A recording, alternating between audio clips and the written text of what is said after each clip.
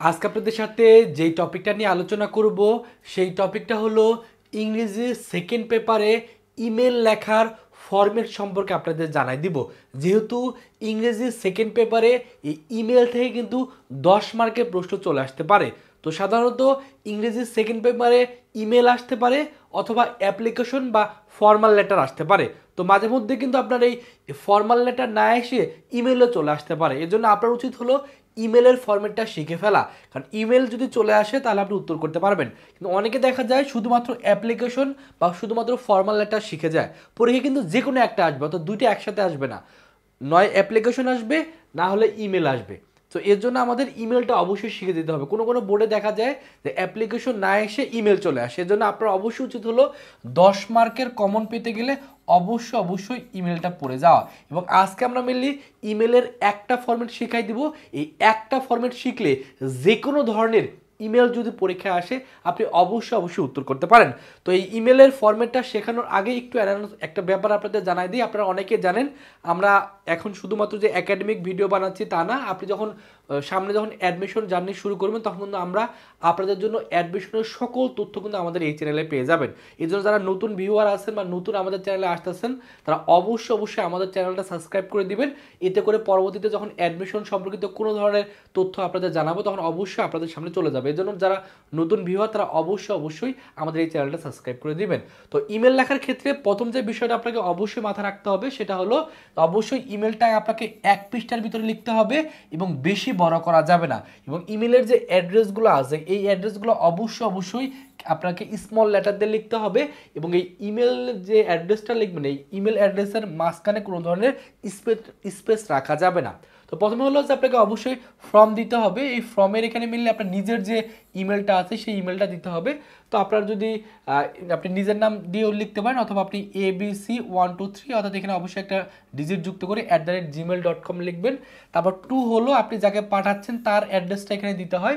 তো এখানে আপনি xyz345@gmail.com এভাবেও লিখতে পারেন অথবা যে কোনো একটা নাম দিয়ে ইংলিশ দিয়ে যদি কোনো একটা নাম লেখেন, কথা আপনি লিখলেন সাকিব, তাহলে লিখবেন সাকিব345@gmail.com, অর্থাৎ কোনো ধরনের স্পেস হবে না, কোনো ধরনের মাঝখানে কোনো ধরনের ফাঁকা রাখা যাবে না এবং সবগুলা আপনাকে ছোট হাতের লেটার লিখতে হবে। তারপর এখানে স্যান্ডের এখানে আপনাকে টাইমটা উল্লেখ করে দিতে হবে, অর্থাৎ যেদিন আপনার পরীক্ষা হয় সেই দিনটা আপনাকে দিতে হবে। যেমন 3 জুন 2025 এখানে একটা টাইম অ্যাড করে দিবেন, 11টা দিতে পারেন বা আপনি 10টাও দিতে পারেন।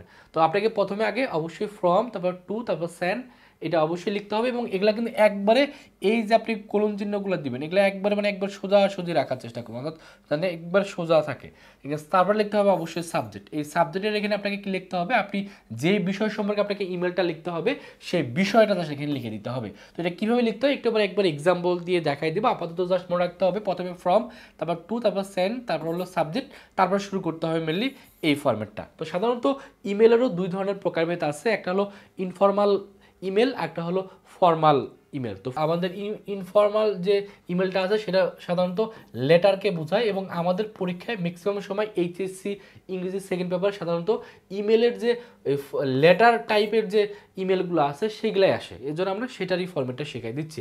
তো প্রথমে লিখতে হবে ডিয়ার ফ্রেন্ড, যদি আপনার বন্ধুকে লিখতে বলে তাহলে লিখবেন ফ্রেন্ড, আর যদি আপনার পিতার কাছে লিখতে বলে তাহলে ফাদার, অথবা যদি মায়ের কাছে লিখতে বলে তাহলে মাদার। তারপর আপনাকে শুরু করতে হবে at first take my cordial love, অর্থাৎ প্রথমে আমার আন্তরিক ভালোবাসা নাও। অথবা আপনার যদি আপনার বয়োজ্যেষ্ঠ কাউকে লেখেন তাহলে সেক্ষেত্রে লিখবেন সালাম, আর আপনার সমবয়সী বা আপনার ছোটো বা আপনার বন্ধুকে যদি লেখেন সেক্ষেত্রে লিখবেন love. I hope you are well, আমি মনে করি তুমি ভালো আছো, by the grace of almighty Allah, অর্থাৎ সর্বশক্তিমান আল্লাহ, অথবা আপনি এখানে গডও লিখতে পারেন, ইয়াতে আপনি ভালো আছেন। তো I am also fine, I am very, অর্থাৎ আমিও ভালো আছি, আই এম ভেরি গ্ল্যাড, অর্থাৎ আনন্দিত অথবা শক, এখানে যে কোনো একটা লিখতে হবে। আপনি যদি ওই বিষয়টা আনন্দের হয় তাহলে সেক্ষেত্রে লিখবেন গ্ল্যাড, আর যদি সেটা কোনো দুঃখের কোনো কিছু সম্পর্কে লিখতে পারে সেটা লিখতে হবে শক। টু টেল ইউ অ্যাবাউট, যে বিষয়টা সম্পর্কে লিখতে বলবে সেই বিষয়ের আপনাকে এখানে 2 থেকে 3টা বাক্য আপনাকে জাস্ট এখানে অ্যাড করে দিতে হবে। তারপর শেষে ফিনিশিংটা এইভাবে দিবেন, নো মোর টুডে, আজ আর নয়, may Allah bless you, keep well and write to me soon. তারপর শেষে লিখবেন ইয়োর ইভার, আপনার যে নামটা আছে নামটা জাস্ট এখানে ইয়োর ইভার, এখানে যে নামটা আছে আপনার নামটা শুধুমাত্র এখানে দিয়ে দিবেন।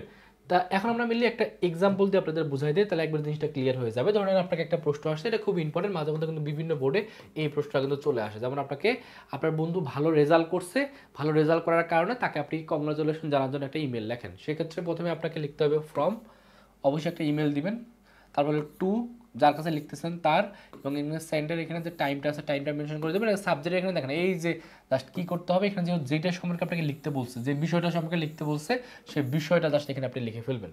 তারপর আপনাকে লিখতে হবে ডিয়ার ফ্রেন্ড, যেহেতু বন্ধুর কাছে লিখতে বলছে এটা অবশ্যই সেক্ষেত্রে আপনি লিখবেন ডিয়ার ফ্রেন্ড, তারপর সব কিছু সেম।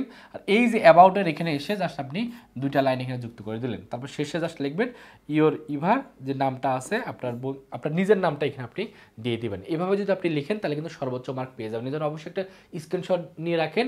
স্ক্রিনশটটা মিললে আপনি চাইলে যে ফরম্যাটটা আছে ফরম্যাটের স্ক্রিনশটটা নিয়ে রাখেন, পরীক্ষায় আসলে তার অবশ্যই এটা শিখে যাবেন। কারণ অনেক সময় আমরা শুধুমাত্র অ্যাপ্লিকেশনটা শিখে যাই, বাট পরীক্ষায় দেখা যায় অ্যাপ্লিকেশন না এসে ইমেল চলে আসছে। এই জন্য ইমেলের ফরম্যাটটা না যদি আপনি শিখে যান তাহলে কিন্তু সেখানে যা দেখবেন যে আপনি মার্কই তুলতে পারতেছেন না। কারণ অনেকে আমরা বাংলা দ্বিতীয় পত্রের ক্ষেত্রে ইমেল শিখে আসছি, সো বাংলা দ্বিতীয় পত্র তো ওটা বাংলাতে কীভাবে ইমেল লিখতে হয় সেটার ফরম্যাট, কিন্তু ইংরেজির ফরম্যাটটা একটু আলাদা, সো সেটার ফরম্যাটটা দিয়ে দিলাম। সো আশা করি যদি পরীক্ষায় আসে আপনি উত্তর করতে পারবেন। আর আপনি চাইলে ইমেলের জন্য এখানে যেগুলো দেওয়া আছে এগুলো একটা শেষ মুহূর্তে দেখে যেতে পারেন, এগুলো ইম্পর্টেন্ট, পরীক্ষা যদি আসে তাহলে এই কয়েকটা আসতে পারে, সো এর জন্য এই কয়েকটা একটু দেখে যাবেন।